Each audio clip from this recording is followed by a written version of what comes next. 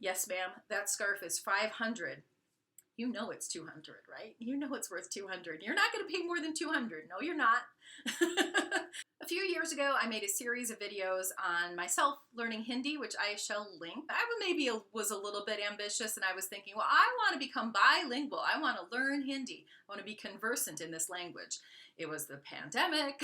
I was thinking I have plenty of time, but it turns out I didn't really have the time to learn a language very, very well. However, I did learn Hindi a lot better during that series of videos. I'll give myself that much credit. During that about 6 months that I was making those videos, I definitely learned a lot. I don't think I'll ever be conversant in Hindi until I'm actually able to sit down and devote like almost all of my free time, well, almost all of my time to actually learning the language, or to actually live in the country. I think that is the best way to actually become bilingual. But I believe there is value in learning a good number of words in a language of the country that you're actually visiting. First of all, it puts you in a better position to bargain if you're going to the type of country where bargaining is important, and India definitely fits that description. And also, the Indian people are extremely outgoing and really like to have interactions. They love to find out more about you. Wouldn't it be nice to be able to say a few words back to them in their language? So many Indian people do speak English, but that is not always the case. Oftentimes when you go to, for example, very touristy areas, you may run into people who are also tourists but are Indian denizens, and they may not actually know very much English. So in that case especially, it'd be really helpful to be able to say a few words back and forth. They will be delighted. Even if they are completely conversant in English, they will still be delighted to be able to have that interaction.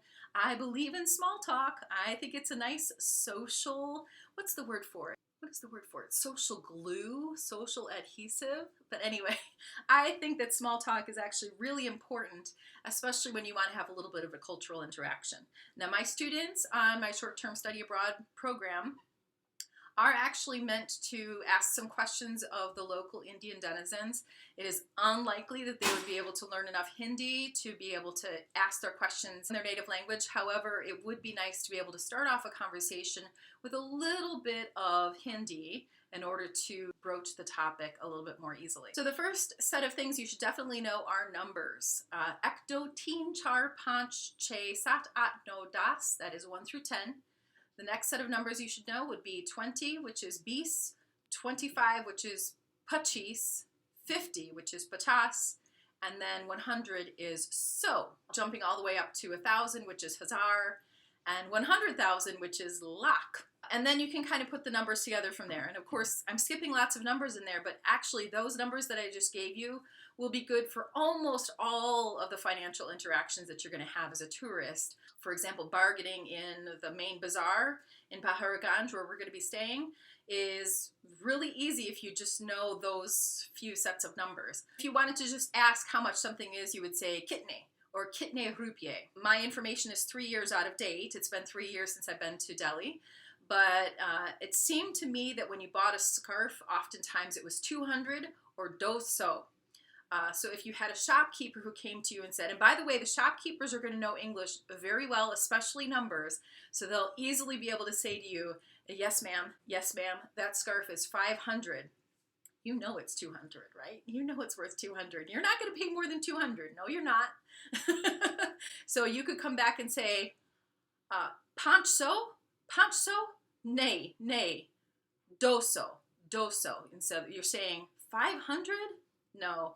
200. And if you really want to get familiar with them, especially if you're a guy, easily, if the shopkeeper is a man, you could say Baya, which is brother, or Bidi, which is sister. I think as a woman, I would easily be able to say Bidi to a woman, say Bidi, pancho, nay, 200. You see, the interaction could really change based on your ability to just say a few words. You see how it would be different like that. I'm going to challenge myself this time when I go. I'm going to try to go to a shopkeeper who's a man who's trying to take more money than he should have of mine, and I'm going to try to call him Baya. I'm going to see how that goes. I'm not sure. I'm not sure a woman should say to a man Baya and brother, but we're gonna try it out. We're gonna try it out. This is what it's about. So you notice one of the words that I said there was nei. It's actually a really challenging word for me. Nahi, nehi, neia, neia, nei. I've heard it pronounced kind of various ways, so it's really easy to say nei, nei, and especially you should memorize the phrase nahin cheye, nahin cheye. Nahin cheye means no, I don't want it. Bidi, nahin cheye. Baya, nahin cheye. If you wanted to really get somebody off your back, you could say many, nahin cheye. I said I don't want it. If somebody's really harassing you, it's actually really difficult to shake them, I must say. It's difficult to shake some of the touts, especially in certain areas. I found Connaught Place in Delhi was very difficult in this way. There's a little area right outside of the Taj Mahal in Agra. It's like a little marketplace right outside of the Taj, and they absolutely just come after you. It's really difficult. So you might want to say something that's a little bit more forceful and abrupt, and the phrase is ye mere pehli baar yahan pat nahi aa, which means I don't need your sales pitch. This is not my first time. I said I don't want it, that kind of a thing. There are a few standard greetings that are quite easy. Namaste. That actually is how people say hello in Hindi. But also namaskar is, I think it means about the same thing as namaste, but it's a little bit more, I don't know, more familiar, or one that not as many people know or something like that. So maybe it puts you that level above namaste. I don't know. So namaste or namaskar is fine.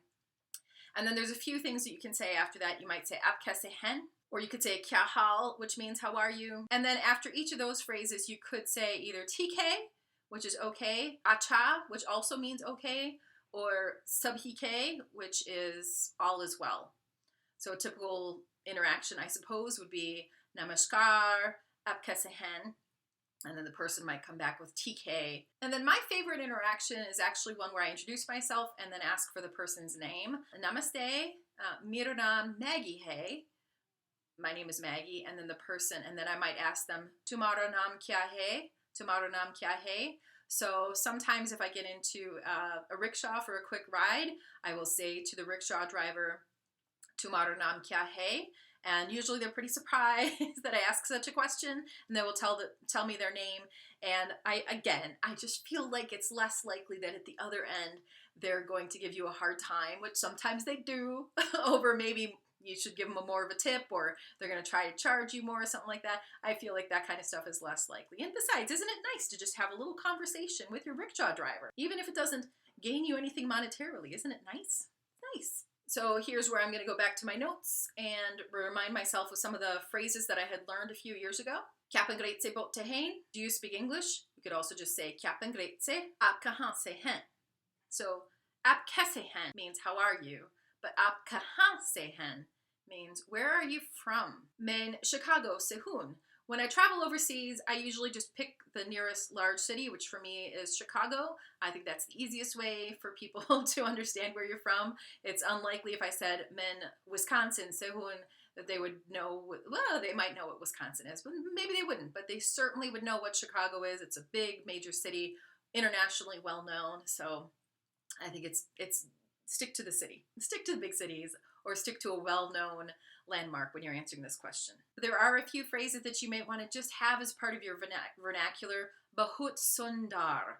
Bahut sundar. It means very beautiful, and these are actually, those two words put together are used all the time. I hear them when I am watching videos on people speaking in Hindi. You hear them say Bahut sundar a lot, so it's an easy one. If you're talking to a guide and they're taking you through the Taj Mahal, and you look around and you say, Bahut sundar, they will say, yes, Bahut sundar. And again, that's just that little extra connection. Bahut acha means very good, and I think this could be used to describe food. So, Bahut sundar, very beautiful.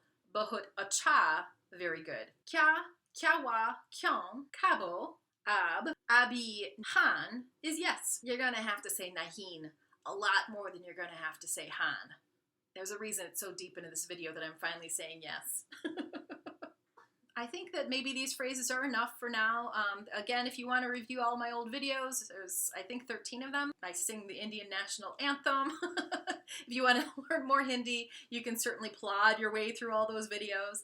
But I think the phrases that I've given you here will go a long way toward having better time bargaining for items, and also simply having a nicer time and a nicer connection with the culture in India. Good luck. I hope you enjoy your travels.